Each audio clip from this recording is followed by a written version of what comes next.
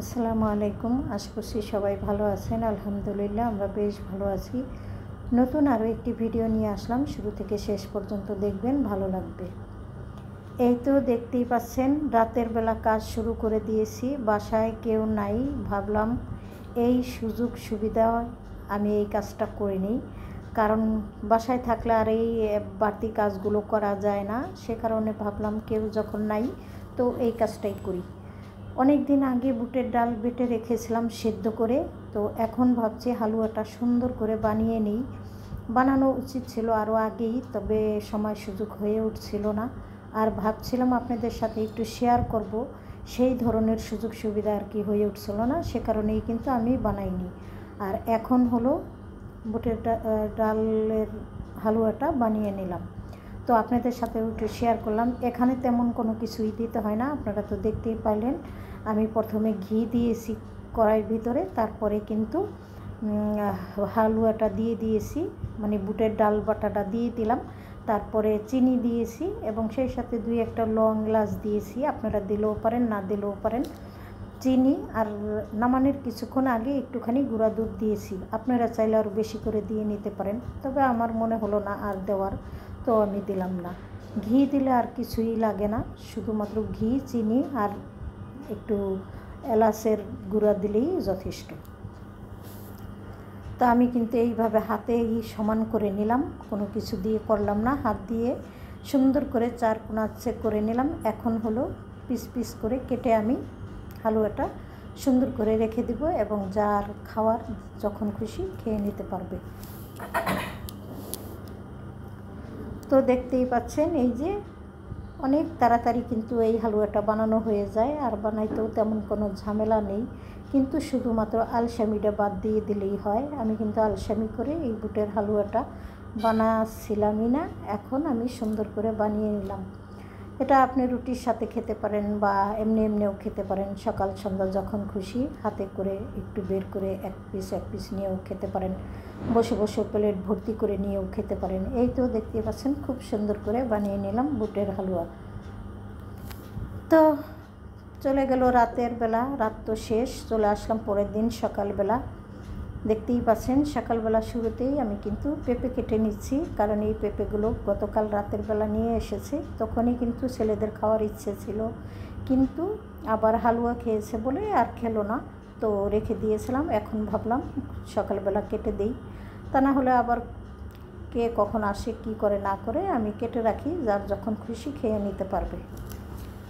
তো হালুয়া তো রাতের বেলা বানিয়েছি, কেমন হয়েছে আপনারা আমাকে কমেন্টস করে জানাবেন। আর যদি ভালো লাগে তো লাইক, কমেন্ট, শেয়ার করে দিবেন, সেই সাথে সাবস্ক্রাইব করে আমার পাশে থাকবেন। বুটের ডালের হালুয়া বানাইতে অনেকই সহজ, কিন্তু একটু সিদ্ধ করে বেটে নিতেই ঝামেলা। আর আমার তো গ্রাইন্ডার নষ্ট হয়ে গেছে, সে কারণে আমি কিন্তু পাটাই বেটেই করেছি। তো এখানে পেঁপেগুলো সুন্দর করে কেটে নিয়ে আসলাম, আর সেই সাথে এই যে গতকালকে যে হালুয়া বানিয়েছিলাম একটু বের করে রাখলাম, যদি খাবে, না খেলে তো নাই। তারপরে চলে আসলাম আমি আমার ঘর বাড়ির কাজকর্ম করার জন্য। এসব কাজ বাদ দিয়ে তো আর অন্য কিছু করা সম্ভবই না, এই কাজ কিন্তু প্রতিনিয়তই করতে হবে। চাউল কিন্তু অনেক আগেই এনেছে, কিন্তু আমি ঢেলে নিচ্ছিলাম না, কারণ ড্রামের ভিতরে আরও অনেক চাউল রয়ে গিয়েছিলো। তো সেই চাউলগুলো বেশ কিছু খেয়ে কমিয়ে নিলাম, তারপরে এখন হলো বস্তাটা ঢেলে দিলাম, কারণ ঘরের ভিতরে বস্তাবন্দি করা চাল থাকলেও আমার নিজের কাছে বিরক্তি থাকে, আর ওই জায়গাটা কিন্তু নোংরা হয়ে থাকে, পরিষ্কার করা যায় না। তো চাউলের বস্তাটা আগে সকালবেলা খুলেই আগে চাউলগুলো ড্রামে উঠিয়ে নিলাম। এই তো দেখতেই পাচ্ছেন খুব সুন্দর করে। আর আমরা কিন্তু চিকন চাউল খাই, মোটা চাউল ছেলেরা খেতে চায় না। যাই হোক, এত ছোট একটা ড্রাম হলেও এখানে কিন্তু 50 কেজি চাউল আটে। তো আমাদের 25 কেজির একটা বস্তা ছিল আনা, তো ঢেলে নিলাম। আর আগের কিছু চাল তো রয়ে গেছে, আপনাদেরকে দেখিয়ে দিলাম। তো ড্রামের চাউলগুলো পরেই খাবো, আগের চাউলগুলো আগে খেয়ে নেব। তারপরে ওই যে নিত্যদিনের যে কাজ, সকাল সন্ধ্যা 2 বেলাতে পানি আমাকে সেঁকে নিতে হয়, সেই কাজটাও করে নিলাম। এখানে অনেকগুলো পানি পড়ে গিয়েছিল, ভাবলাম একটু মুছে পরিষ্কার করে নিই। যাই হোক, এমনিতেই আর কি টুকটাক করে কাজ করতে করতে কিন্তু দিন কেমনে কোথা দিয়ে চলে যায় একেবারেই মানে বোঝা যায় না, আর দিনের সাথে পারা যায় না। তারপরে তো গতকালকে ধুয়ে দিয়েছিলাম কিছু কাপড়, তো আমার কাপড়গুলোই আমি একটু ভাঁজ করে নিচ্ছি, আর বাদ বাকি কাপড়গুলো কিন্তু আমি সুন্দর করে যেখানে রেখে দিয়েছি, কারণ ওই কাপড়গুলো হলো ছেলেদের, তো ছেলেদের কাপড় তো আর আমি ভাঁজ করব না। যা প্রতিদিন পরে ট্রাউজার গেঞ্জি সেগুলো শুধু হাতে ভাঁজ করে রাখি, আর ভালো ভালো জিনিসগুলো তো আয়রনে দিতে হয়, তো ওইভাবে আমি রেখে দিয়েছি, সময় মতো আয়রনে দিয়ে আসবে।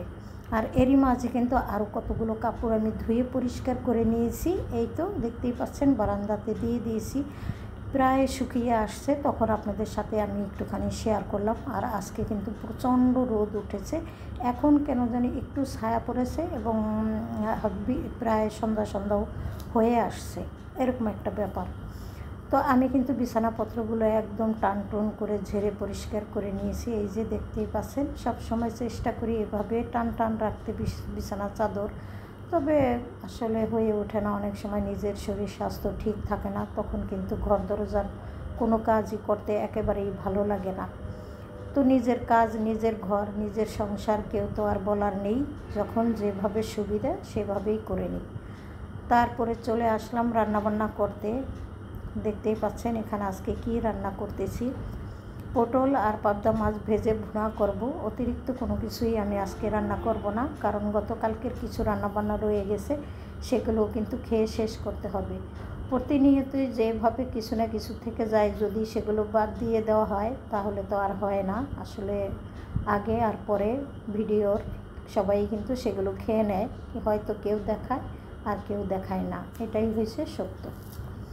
তো এখানে দেখতেই পাচ্ছেন আমি কিন্তু পটল আর মাছ ভাজাটা নামিয়ে নিলাম, আর সেই সাথে হলো বিভিন্ন রকমের সবজি দিয়ে একটা মিক্সড সবজি রান্না করলাম, মানে ভাজি করে নিলাম, কারণ এই সবজিগুলো ফ্রিজের আনাচে কানাচে এদিক সেদিক করে ছড়িয়ে ছিটিয়েছিল, তো ভাবলাম সমস্ত সবজিগুলো আজকে কেটে একটা সবজি রান্না করে নিই, তো সেইভাবেই আসলে আজকে এই সবজিটা রান্না করা হলো।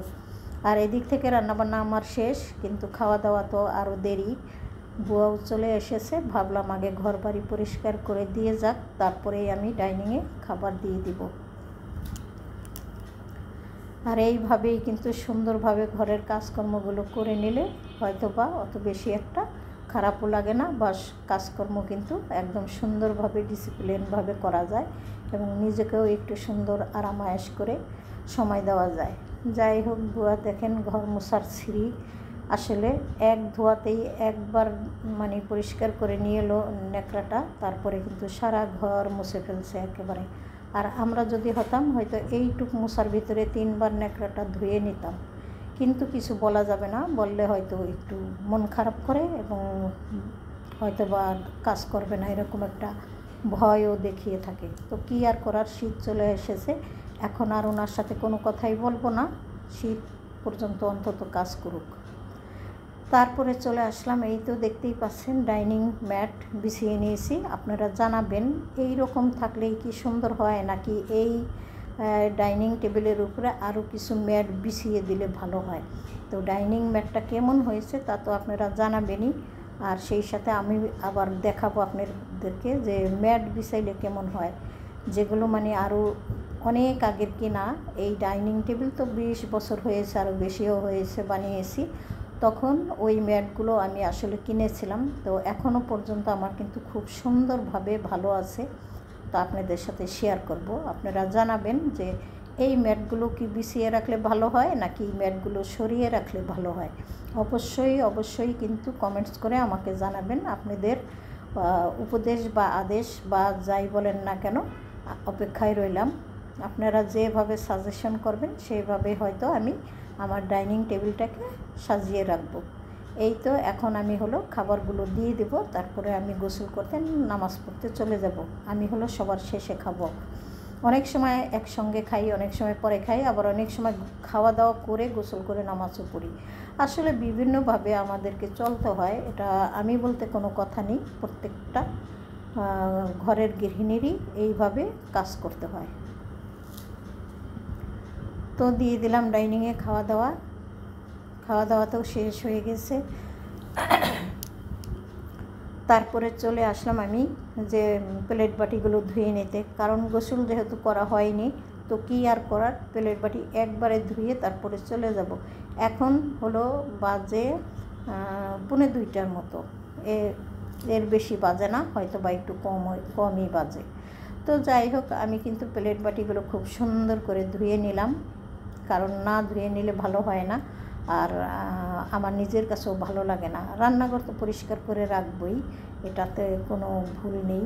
যে কোনো সময় আমি রান্নাঘর পরিষ্কার করতে ভালোবাসি, এটা হোক রাত বা দিন, সকাল সন্ধ্যা, যখনই হোক না কেন আমার সুযোগ সুবিধা মতো আমি রান্নাঘর ক্লিন করে নিই। এই তো এখন হলো প্লেট বাটিগুলো সুন্দর করে গুছিয়ে রাখছি, আর এইভাবে গুছিয়ে না রাখলে আমার নিজের কাছে ভালো লাগে না। ওইখানে একটু পানি ছেঁকে তারপরে আমি হলো এখানে রেখে দিই। তো আপনাদের কাছ থেকে বিদায় নিব, কারণ অনেকটাই ভিডিও বড় হয়ে গেছে। এত বড় ভিডিও আপনারা হয়তো আমার ভিডিও দেখবেন না ভালোবেসে। আর এখন হলো বিকেলবেলা নাস্তা খাচ্ছি, আর আপনাদের কাছ থেকে বিদায় নিব। সবাই ভালো থাকেন, সুস্থ থাকেন, আমার পাশে থাকেন। আল্লাহ হাফেজ, আসসালামু আলাইকুম।